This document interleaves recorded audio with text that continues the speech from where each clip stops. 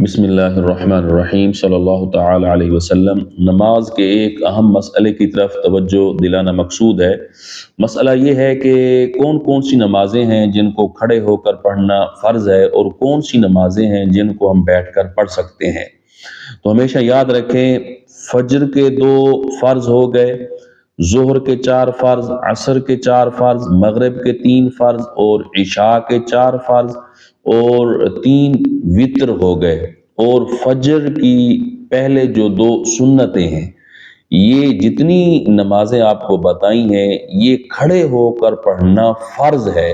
اگر کوئی شخص بغیر عذر کے بیٹھ کے پڑھتا ہے تو اس کی نماز نہیں ہوگی، اس کو دوبارہ پڑھنی ہوگی۔ ہاں کوئی عذر ہے، شرعی عذر ہے، یعنی وہ کھڑا نہیں ہو سکتا، بیماری ہے، تو پھر وہ بیٹھ کے پڑھ سکتا ہے، لیکن اتنا وہ کھڑا ہو سکتا ہے کہ کھڑے ہو کر وہ تکبیر تحریمہ کہہ سکتا ہے، یعنی تھوڑی سی دیر بھی وہ کھڑا ہو سکتا ہے، اتنا قیام کرنا اس پر فرض ہوگا۔ پھر اس کے بعد وہ اگر نہیں کھڑا ہو سکتا تو وہ بیٹھ سکتا ہے۔ یہ نمازیں کھڑے ہو کر پڑھنا فرض ہیں۔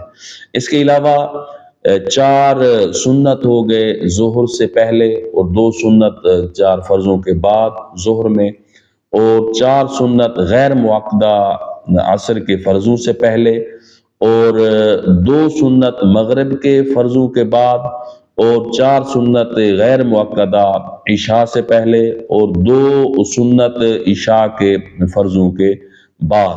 اور اس کے علاوہ جتنے نوافل ہیں، تہجد کے ہو گئے، اشراق، چاشت کے، اوابین کے، یہ جتنی بھی نمازیں سنت نوافل بتائی ہیں، ان میں اختیار ہے، آدمی بیٹھ کے پڑھ سکتا ہے، کھڑے ہو کر پڑھ سکتا ہے، بیٹھ کر بھی پڑھ سکتا ہے۔ کھڑے ہو کر پڑھنا افضل ہے۔ ایک شخص کھڑے ہو کر پڑھ رہا ہے، دوسرا بیٹھ کر، تو ثواب کے لحاظ سے جو کھڑے ہو کر پڑھ رہا ہے اس کا ثواب زیادہ ہے، اور جو بیٹھ کے پڑھ رہا ہے اس کا ثواب کم ہے۔ حضور آقا و مولا صلی اللہ تعالی علیہ وسلم نے ارشاد فرمایا، جو شخص کھڑے ہو کر نماز پڑھتا ہے اسے مکمل ثواب ملتا ہے، اور جو بیٹھ کر نماز پڑھتا ہے اسے آدھا ثواب ملتا ہے۔ امید ہے آپ کو یہ مسئلہ سمجھ آ گیا ہوگا۔ اللہ کریم سمجھنے کی اور عمل کی توفیق عطا فرمائے۔